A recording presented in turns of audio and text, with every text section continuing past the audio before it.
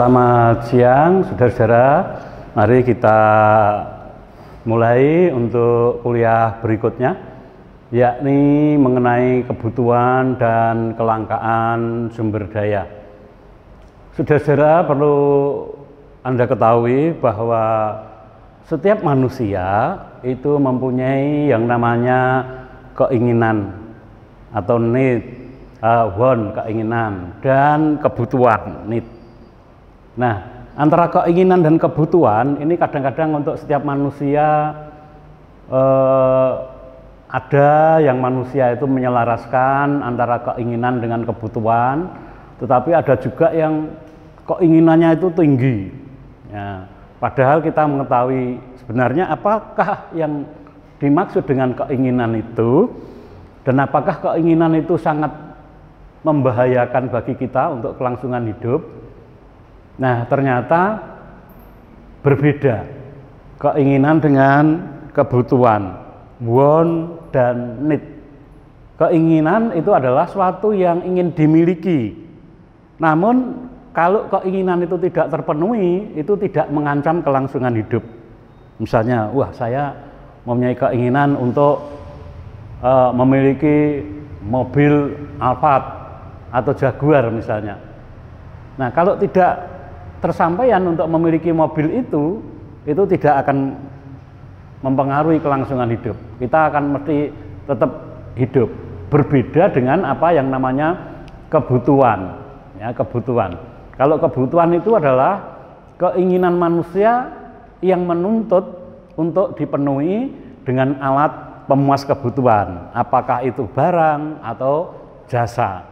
Nah, antara kebutuhan dan keinginan, saudara-saudara nanti harus merasakan bahwa mempunyai keinginan itu bagus. Ya, dengan keinginan yang tinggi itu akan memberikan rasa optimisme untuk kita melakukan usaha, untuk kita melakukan ikhtiar. Tetapi di dalam mencapai untuk mendapat keinginan itu juga harus mengetahui potensi kekuatan diri kita. Jangan sampai nanti kita terlalu menggapai keinginan, terlalu ambisi, itu justru merusak kehidupan itu sendiri. Tetapi kalau need, kebutuhan, itu memang harus dicukupi meskipun itu dengan standar yang paling dasar. Nah, kita tahu bahwa kebutuhan manusia itu beraneka ragam.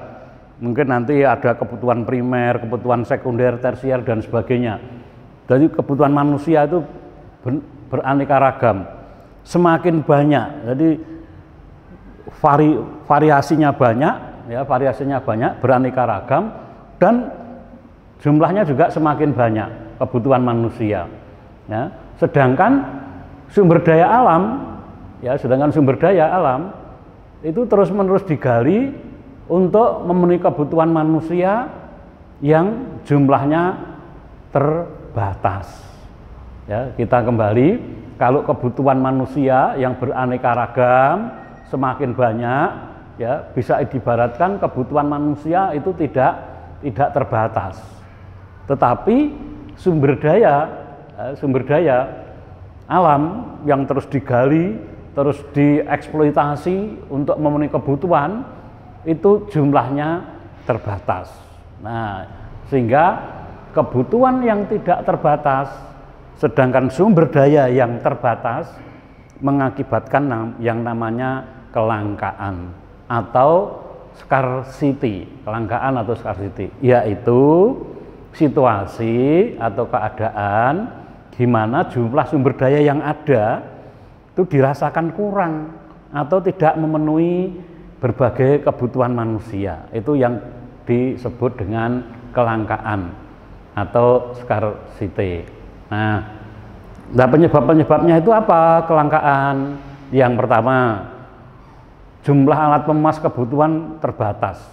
Nah, alat pemuas kebutuhan terbatas. Alat pemuas itu bisa berupa barang atau jasa. Jumlahnya terbatas. Contoh misalnya, petani-petani musim kemarau, ya, itu butuh air untuk mengairi sawahnya. Tetapi ketersediaannya itu sedikit, ya, sehingga menyebabkan kelangkaan. Semuanya butuh, tetapi ketersediaannya sedikit. Sehingga penyebab kedua yaitu sukar untuk menulih barang tersebut. Jadi kalau langka itu dicari sulit. Kemudian kalau langka biasanya karena banyak pihak yang membutuhkan barang tersebut. Nah, beberapa cara yang mengatasi kelangkaan yaitu efisiensi dalam menggunakan sumber daya. Jadi dalam penggunaan sumber daya itu saudara-saudara harus betul-betul efisien. Kalau memang tidak menggunakan sumber daya, cukup dengan apa yang ada, cukup dengan apa yang ada. Ya, tidak perlu menggunakan sumber daya. Seperti tadi atau minggu yang lalu saya sampaikan, kalau kita tidak perlu pakai sepeda motor, kalau jalan cukup bisa, cukup dengan jalan. Ini efisiensi dalam penggunaan bahan bakar. Kemudian untuk mengatasi kelangkaan yang kedua yaitu penggunaan teknologi dalam proses produksi. Ya, dalam proses produksi itu memakai teknologi sehingga membuat efisien terhadap masukan, apakah itu modal, apakah itu energi yang diperlukan, itu akan semakin rendah. Yang ketiga yaitu menjaga kelestarian sumber daya alam. Nah, kebutuhan manusia itu sangat dipengaruhi oleh berbagai faktor yang mempengaruhi kebutuhan itu. Yang pertama, sifat manusia yang tidak pernah puas. Manusia itu kalau belum istilahnya dipocong ya itu ya, meninggal artinya itu rasanya tidak pernah puas. Ya, punya sepeda motor satu pengen dua, kalau dua pengen tiga dan seterusnya. Petani juga begitu, ya, kambingnya satu pengen dua, tiga dan seterusnya. Kemudian mata pencarian dan profesi itu juga mempengaruhi kebutuhan. Ya, mata pencarian petani atau profesinya petani dengan profesinya advokat, pengacara, itu kebutuhannya juga berbeda. Tingkat pendidikan, cara berpikir, peradaban itu kebutuhannya berbeda. Tempat tinggal itu juga mempengaruhi kebutuhan. Orang-orang yang berada di daerah tempat tinggal di daerah dingin, misalnya di pegunungan-pegunungan, Tawangmangu misalnya atau ke atas, nah, itu atap rumahnya itu kebanyakan tidak terbuat dari genteng, tetapi terbuat dari seng. Ya. Karena apa? Karena faktor tempat tinggal, dia untuk menyimpan panas, karena di daerah tinggi itu biasanya dingin. Nah, ini berbeda, kebutuhan orang yang bertempat tinggal di daerah tinggi, daerah dingin dengan daerah dataran rendah yang panas itu kebutuhannya akan berbeda. Pendapatan, ini jelas sama sekali, pendapatan akan sangat berpengaruh terhadap kebutuhan. Orang-orang yang pendapatannya kecil itu berbeda dengan orang-orang yang pendapatnya besar. Dan lingkungan ini sangat berpengaruh. Orang-orang yang hidup di daerah pantai dengan orang yang di daerah pegunungan berbeda. Ya, di dalam lingkungan sosial juga berbeda. Nah, berikutnya yaitu jenis-jenis kebutuhan. Ya, ini yang saya sampaikan.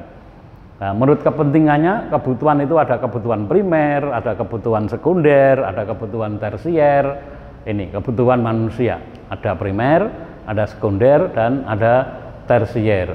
Nah, kebutuhan primer, ya kebutuhan primer itu ini. Contoh kebutuhan primer itu adalah pakaian atau sandang, kemudian makanan, ya, kemudian tempat tinggal, rumah. Ini kebutuhan primer. Kebutuhan primer adalah kebutuhan yang wajib kita penuhi, ya paling pokok namanya kebutuhan primer, kebutuhan pokok. Kemudian yang kedua itu kebutuhan sekunder, ya kebutuhan sekunder, kebutuhan yang baru bisa dipenuhi kalau kebutuhan primernya sudah, ya misalnya ini HP, ya kemudian laptop, motor dan sebagainya, ini kebutuhan sekunder. Kemudian yang terakhir itu kebutuhan tersier. Kebutuhan tersier ini kebutuhan yang akan mengarah ke arah kemewahan, ke arah untuk meningkatkan status sosial. Ya, misalnya ini mobil yang bagus, ya, rumah yang mentereng, ya ini hanya untuk memenuhi kebutuhan kemewahan yang untuk meningkatkan status sosial. Nah, ini kebutuhan-kebutuhan primer atau pokok, kebutuhan sekunder atau pelengkap, Nah, kebutuhan tersier itu kebutuhan barang mewah. Nah, kalau kebutuhan manusia menurut waktu pemenuhannya itu ada kebutuhan sekarang dan kebutuhan yang akan datang. Nah, kebutuhan sekarang itu penting dan mendesak. Kalau yang akan datang ya itu tidak sekarang dan bisa ditunda kalau kebutuhan yang akan datang. Nah, ini kebutuhan sekarang itu apa misalnya yang penting dan harus segera dipenuhi. Ya, itu yang pertama, contoh orang sakit itu membutuhkan obat sehingga dia harus segera dipenuhi ya, obat itu termasuk kebutuhan yang mendesak, kebutuhan sekarang harus dipenuhi. Saat hujan kita butuh payung, butuh payung. Saat lapar, jam-jam seginian lapar biasanya, itu membutuhkan makanan. Nah, ini itu kebutuhan yang harus dipenuhi waktu sekarang.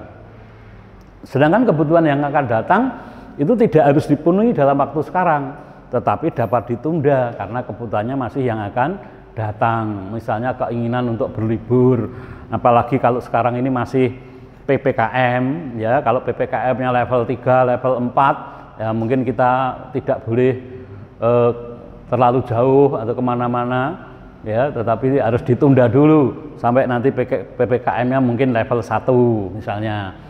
Ini perlu ditunda, tidak kebutuhan sekarang, misalnya keinginan untuk berwisata atau berlibur, kemudian keinginan untuk ibadah haji atau umroh, itu juga kebutuhan yang akan datang. Nah, kalau menurut sifatnya itu ada kebutuhan jasmani dan ada kebutuhan rohani. Kebutuhan jasmani yaitu kebutuhan yang perlu dipenuhi agar jasmani kita bisa berfungsi, bisa bekerja dengan baik. Makan dan minum, jelas ini kalau misalnya saudara-saudara mahasiswa itu tidak makan dan minum, ya untuk berangkat ke kampus mesti berat, malas, rasa-rasen. Nah, itu karena apa? Karena kebutuhan jasmaninya tidak terpenuhi. Ya, tidak makan, tidak minum, apalagi kalau tidak pakaian. Kalau tidak pakaian, nah ini rumah itu juga kebutuhan jasmani. Dengan adanya rumah, adanya bangunan yang melindungi kita, nah, kita bisa nyaman, jasmani kita nyaman kalau kita hidup tinggal di dalam rumah misalnya, bila dibanding dengan di pinggir-pinggir jalan atau di perko, emper toko, misalnya gitu. Terus yang kemudian kedua itu kebutuhan rohani, kebutuhan yang dipenuhi agar rohani atau mental itu dapat berfungsi dengan baik.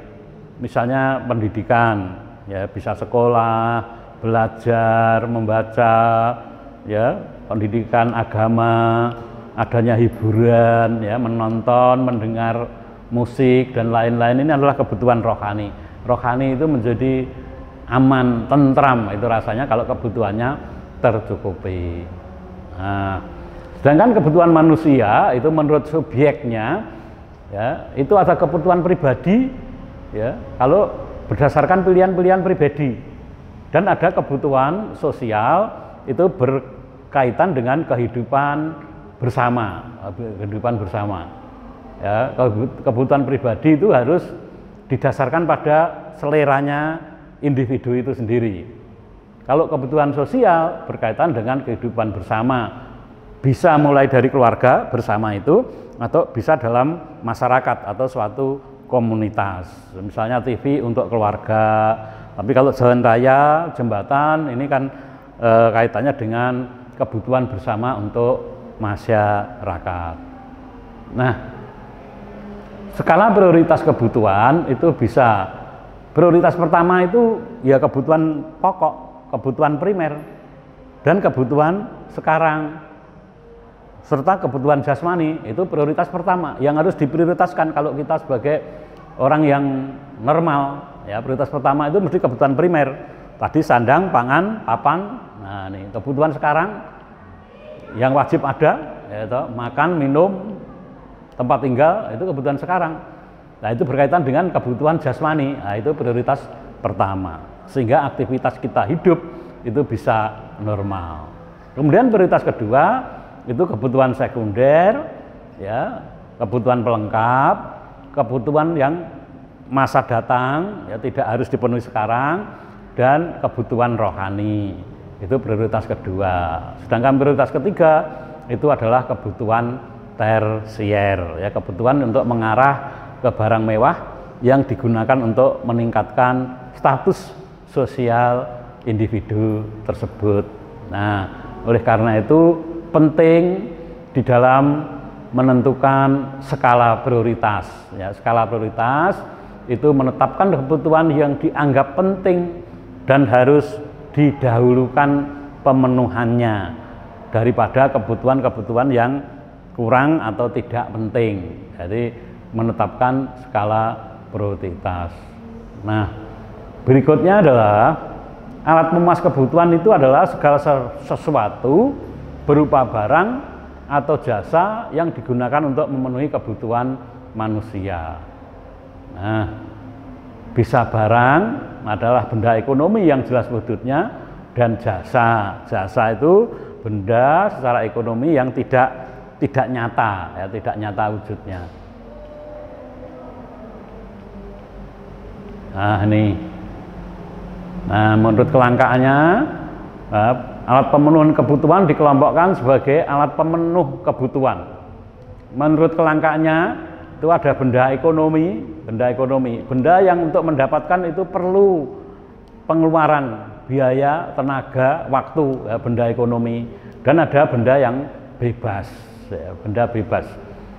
Menurut hubungannya dengan benda lain dan menurut tujuannya itu penggunaannya. Nah, ini ada benda pengganti atau substitusi. Nah, benda ekonomi itu berdasarkan kelangkaannya benda yang untuk memperolehnya diperlukan biaya dan pengorbanan.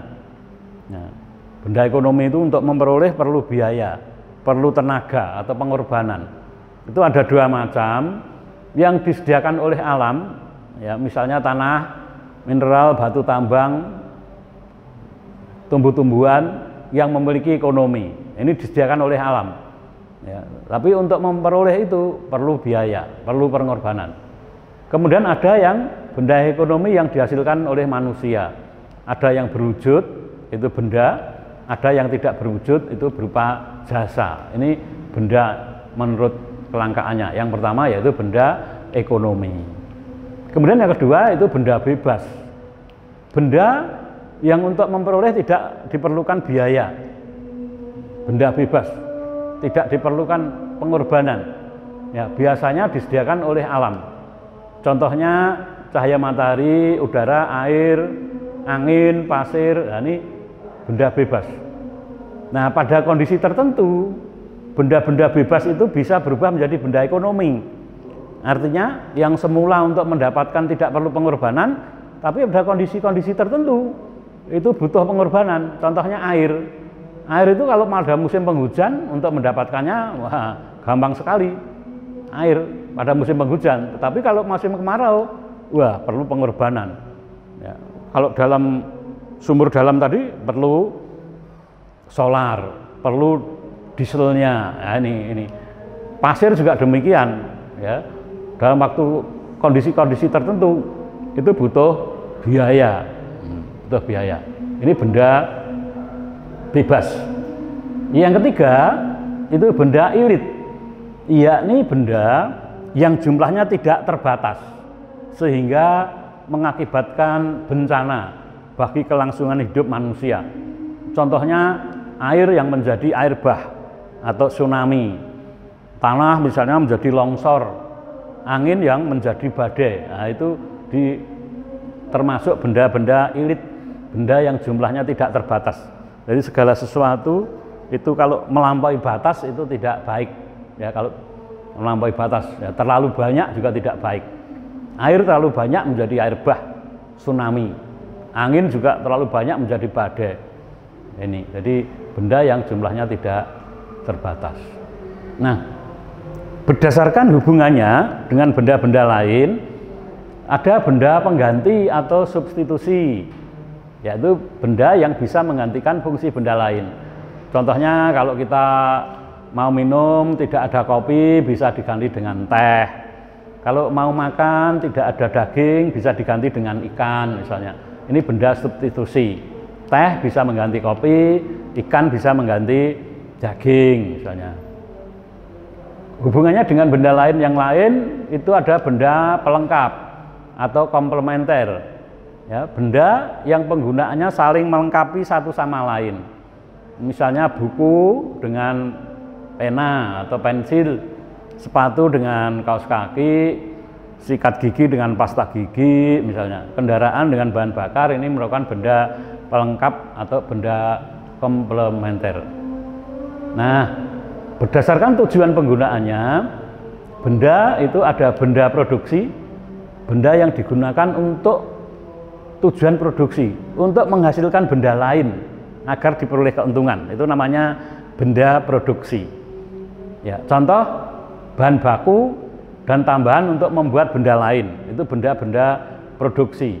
Ya, benda yang digunakan untuk tujuan produksi menghasilkan benda lain. Ya, contoh misalnya kalau tanah ya itu bisa digunakan untuk membuat batu merah.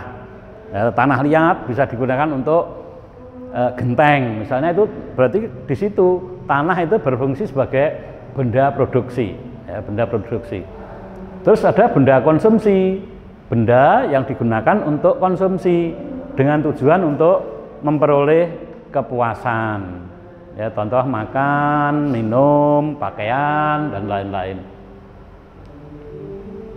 Nah, ada benda berdasarkan wujudnya, ada yang berwujud, benda yang bersifat konkret, nyata, berwujud, ya, dapat dirasakan langsung, ya, karena nyata, manfaatnya dapat dilakukan secara langsung, dapat dilihat, diraba, dirasakan panca indera. Rasakan panca indera itu manis, asin, pedas. Nah, itu benda yang berwujud, ya, makanan, minuman dan lain-lain. Benda yang tidak terwujud, benda yang bersifat abstrak, tidak dapat dirasakan oleh panca indera. Sebenarnya berupa jasa tenaga pendidik. Saya kalau mengajar seperti ini, ya itu jasa tenaga pendidik, jasa konsultan. Nah, ini merupakan benda yang tidak terwujud. Nah, berdasarkan sifatnya ada benda bergerak yang mudah dipindahkan dan benda tidak bergerak. Ini gampang. Nah, sampai di sini ada pertanyaan, saudara-saudara? Ya, kira-kira ada pertanyaan enggak? Ini mudah ya. Dulu di SMP atau SMA sudah, nanti diperdalam lagi dengan membaca referensi atau literatur yang pada awal dulu sudah saya sampaikan. Saya kira demikian. Terima kasih. Selamat siang. Assalamualaikum warahmatullahi wabarakatuh.